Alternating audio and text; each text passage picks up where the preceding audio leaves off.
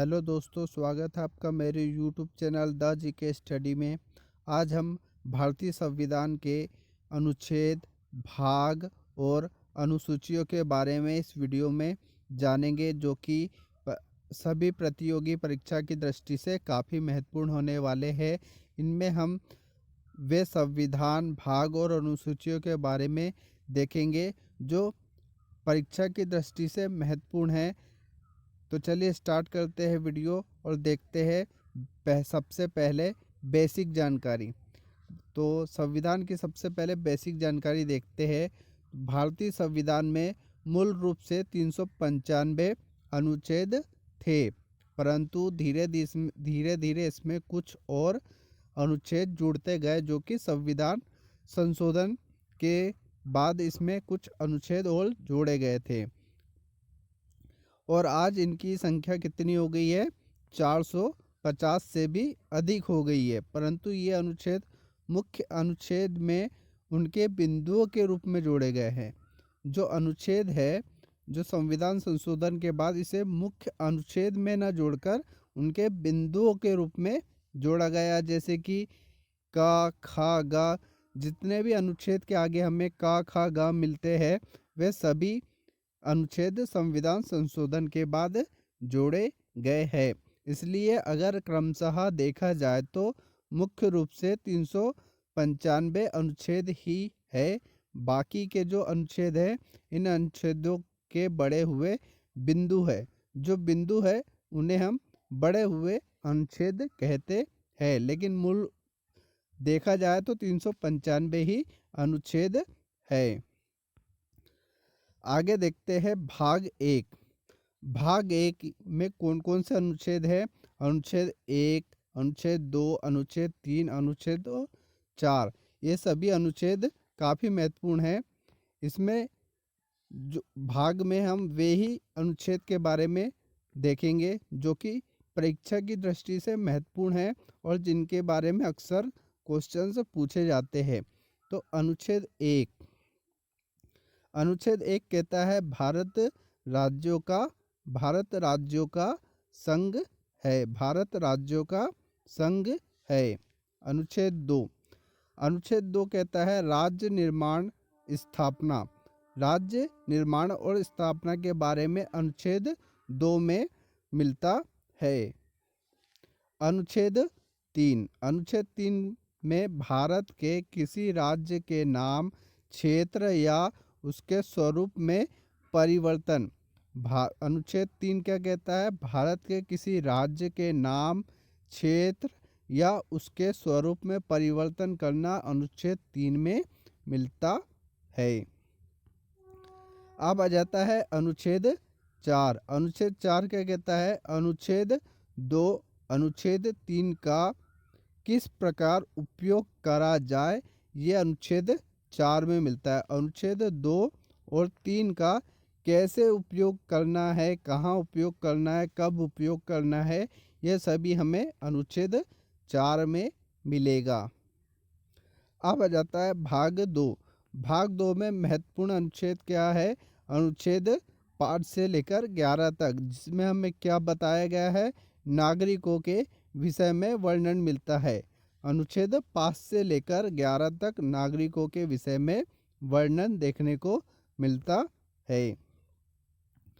अब आ जाता है भाग 3। भाग 3 में अनुच्छेद 12 से 35 तक भाग 3 के अनुच्छेद है, जिसमें हमें क्या देखने को मिलता है? मौलिक अधिकार। मौलिक अधिकार हमारे क्या मौलिक अधिकार होंगे?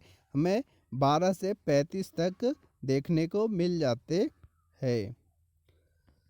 अगला आ जाता है भाग 4। भाग 4 में अनुच्छेद 36 से लेकर 51 तक अनुच्छेद मिलते हैं, जिसमें हमें क्या मिलता है? राज्य के नीति निर्देशक तत्व के विषय में वर्णन मिलता है। राज्य के नीति निर्देशक तत्व के विषय में वर्णन हमें अनुच्छेद 36 से 51 तक देखने को मिलते हैं। अब आ जाता है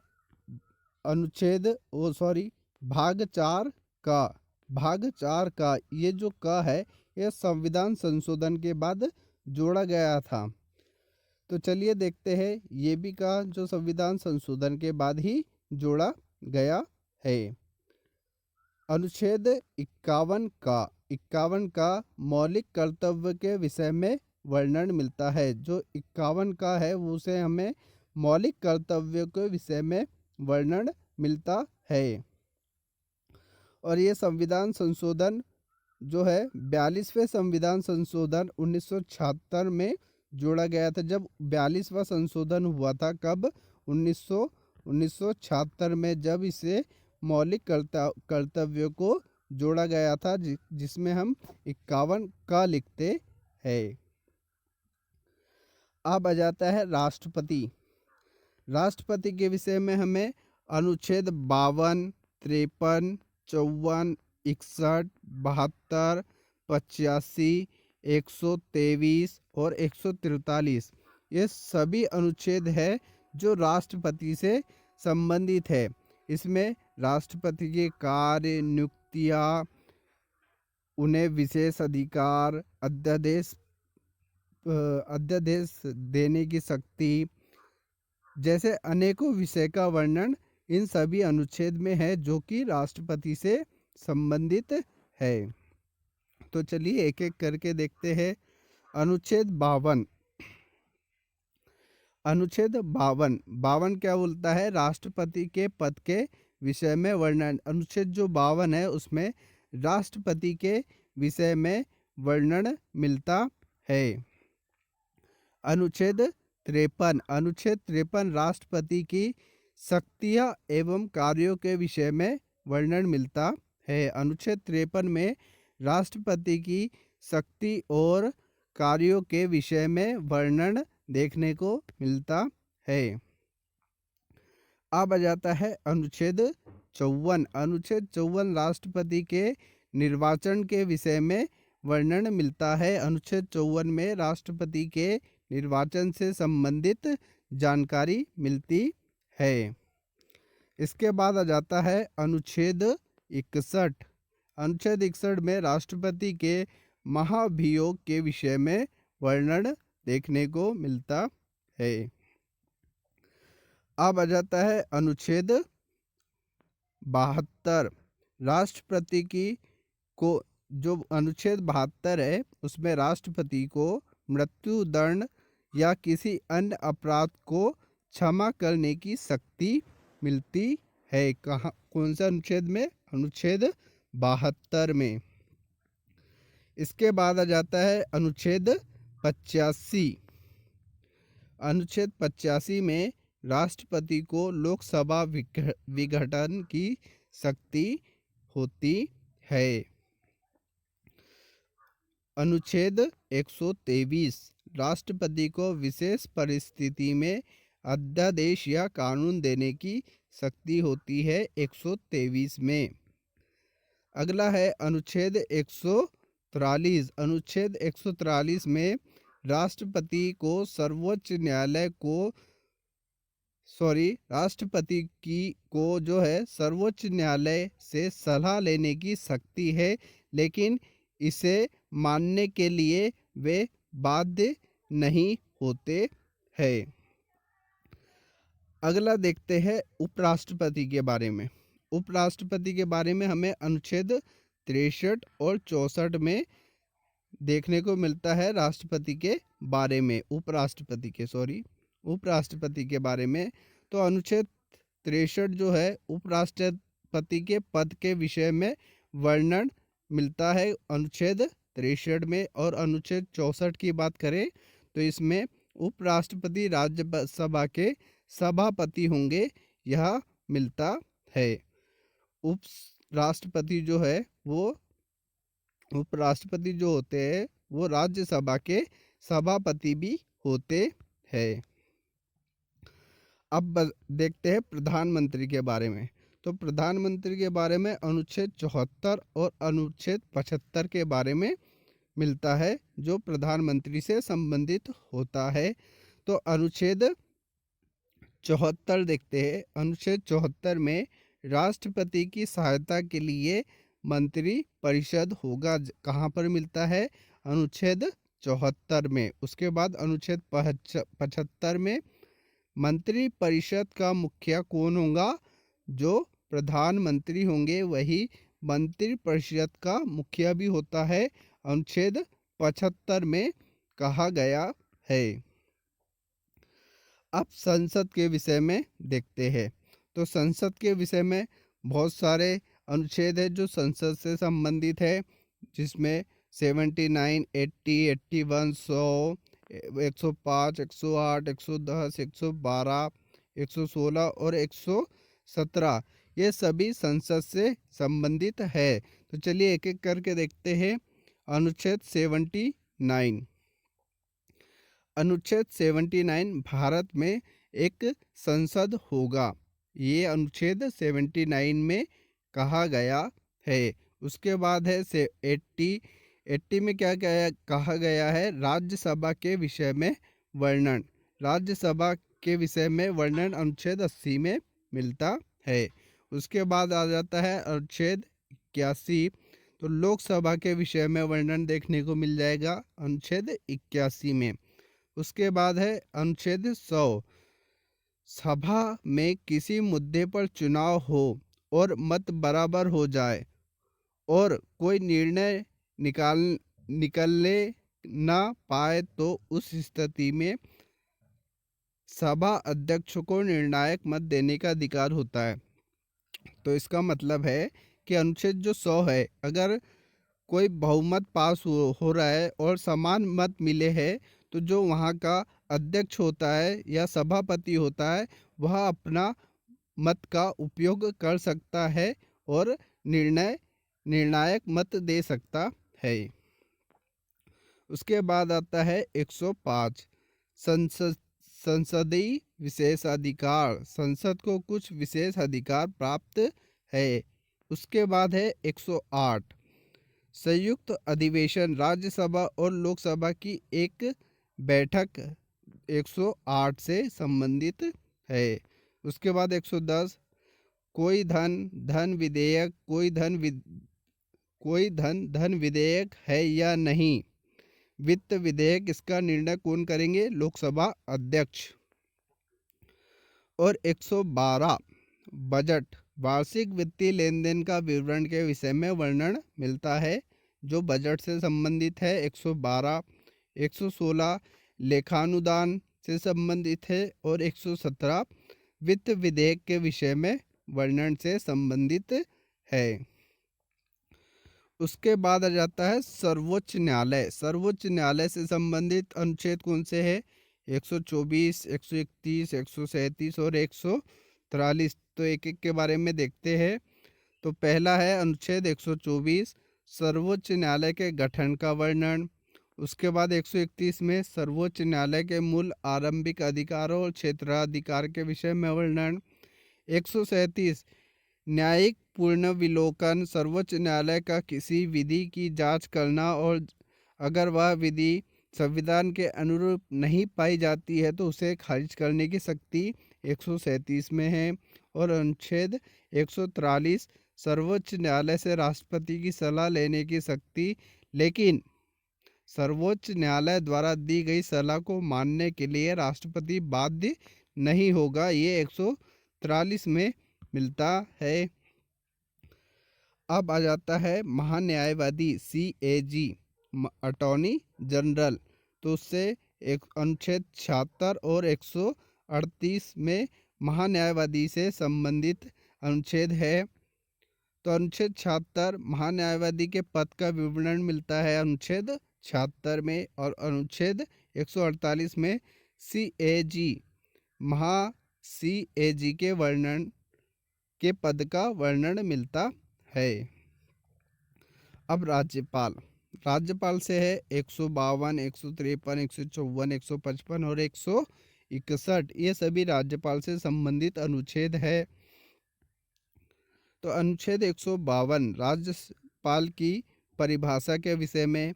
राज्यपाल की परिभाषा के विषय में वर्णन 152 में। 153 में राज्यों के लिए राज्यपाल के विषय में।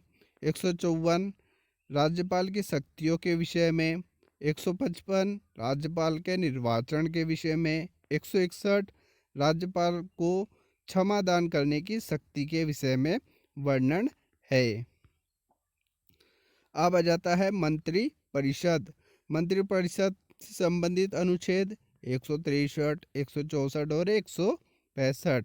तो 163 कहता है राज्यों की कार्यपालिका के रूप में मंत्री परिषद होगा जो राज्यपाल की सहायता करेंगे। उसके बाद अनुच्छेद 164 मुख्यमंत्री की नियुक्ति के विषय में वर्णन। 165 महाधिवक्ता, राज्य में एक महाधिवक्ता होगा, इससे अनुच्छेद 165 में देखने को मिलता है। अब आ जाता है राज्य की विधानसभा से संबंधित अनुच्छेद। तो 168, 169, 170, 171। 168 है विधानमंडल के विषय में वर्णन। 169 किसी राज्य को विधान परिषद बनाने या हटाने के विषय में वर्णन। 170 विधानसभा की संरचना और 171 विधान परिषद की संरचना।